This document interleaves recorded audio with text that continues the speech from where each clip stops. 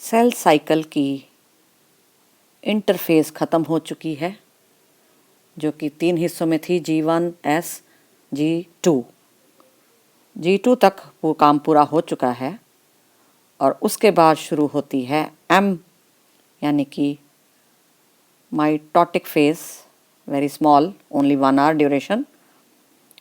तो ये M के बारे में बात कर रहे हैं आप। शुरू हो रही है mitosis, karyokinesis starting with prophase stage.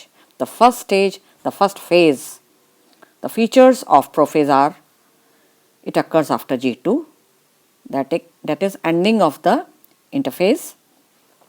G2 में आपको याद दिलाती हूँ क्या होता था। एक तो सेल ग्रोथ हो रही थी, सेल ग्रो कर रहा था और प्रोटीन बन रहे थे, ये सब था इसके फीचर्स। ये सब खत्म हो चुका है, तो बिल्कुल स्टेज तैयार है, सेल डिवाइड करने के लिए बिल्कुल प्रिपेयर कर चुका है। किसके द्वारा? इंटरफेस के द्वारा। अब आएगी actual cell division M, mitosis. Prophase में क्या हो रहा है? Chromatin condensation. ये जो क्रोमेटिन थ्रेड है, नेटवर्क है, जाल है पूरा क्रोमेटिन का, थ्रेड्स, ये वाटर लूज कर करके श्रिंक होएंगे, ऐसे ऐसे इकट्ठे कॉइल अप हो जाएंगे और बॉडीज बना देंगे, रॉड शेप्ड स्ट्रक्चर बना देंगे निश्चित, जिनको बोलते हैं chromosomes.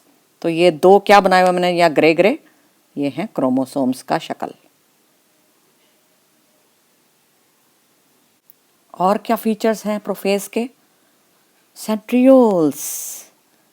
You know, in the animal cells there are centrioles, जो कि डबल अप हो चुके हैं इंटरफेस में, और जो एक जोड़ा है वो चलता चलता चलता चलता दूसरे पोल में पहुंच जाएगा, यानी दोनों पोल अपने अपने सेंट्रियोल्स लेके बैठे हैं। अब ये नज़ारा है, ये पोल्स बन चुके हैं, जो बिल्कुल एजेस ऑफ द सेल हैं, जहाँ पे सेंट्रियोल पहुंच जाते हैं, उनको पोल्स कह देते हैं।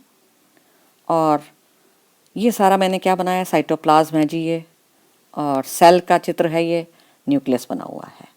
और क्या क्या होता है प्रोफेज में?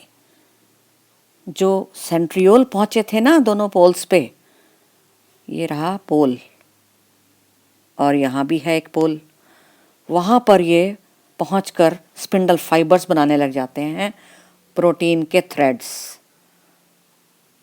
पतले पतले threads, spindle fibres, mitotic spindles. और ये देखिए न्यूक्लियस बना हुआ है, साइटोप्लाज्म, इस तरह से चित्र बनेगा। ये क्या है? सेंट्रियोल्स। एक और अजीब बात होती है प्रोफेज में, उसका फीचर है कि Golgi body, endoplasmic reticulum, nucleolus, nuclear membrane, all start disappearing, disintegrating.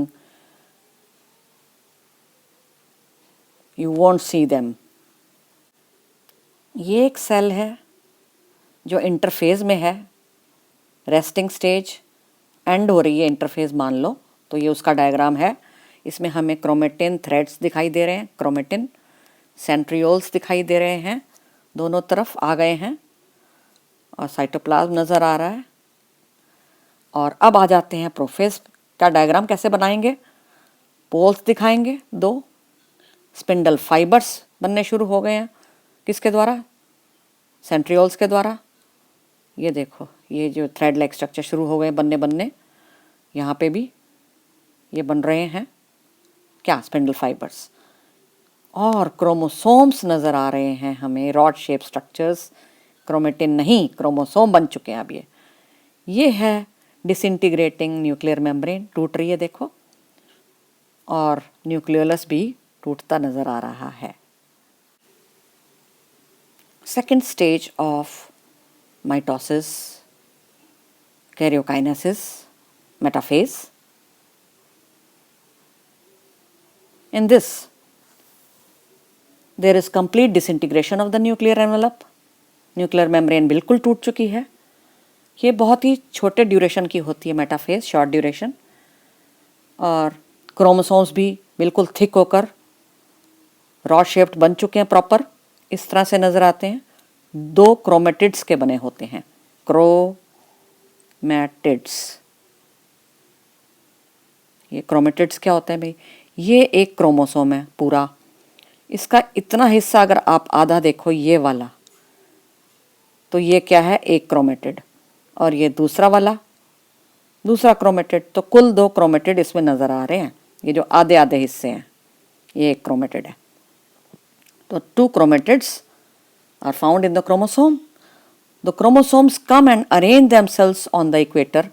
Equatorial plate जो होती है सेंटर में एक सेल के, invisible line, imaginary line created by us only, हमने सपोज की है एक सेंटर में लाइन, उस इक्वेटोरियल प्लेट पर क्रोमोसोम अरेंज कर लेते हैं अपने आप को, आकर बैठ जाते हैं। और पोल्स पे आपको पता है स्पिंडल फाइबर्स बनने शुरू हो गए हैं। Spindle fibres will attach with the kinetochore of the chromosomes. अब ये काइनेटोकोर क्या है? आपने पढ़ा हुआ है पहले।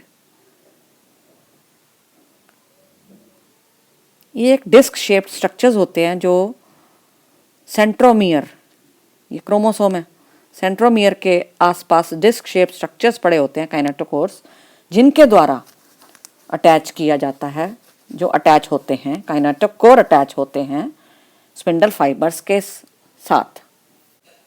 This is the diagram of prophase where you can see rod shaped chromosomes have been formed, nuclear membrane disintegrating, then the spindle fibers forming, nucleolus disintegrating, becoming absent, the poles have been created, centrioles have reached the poles. And metaphase की बात हो रही थी। Metaphase का diagram कैसे बनेगा? Chromosomes पहुंच चुके हैं इक्वेटोरियल प्लेट पे, ये जो नीली नीली सी प्लेट बनाई हुई है, इक्वेटर बनाया हुआ है ये सेल का सेंटर, इमेजिनरी, और ये पोल्स हैं, ठीक है। तो यहाँ पर ये जो स्पिंडल फाइबर्स थे ना, ये अटैच हो गए हैं काइनेटोकोर से। किसके? क्रोमोसोम के। यहाँ पे काइनेटोकोर्स पड़े होते हैं, उनके साथ अटैच हो जाते हैं स्पिंडल फाइबर्स। इस प्रकार से chromosomes are found in the centre, lying down in the center of the cell on the equator.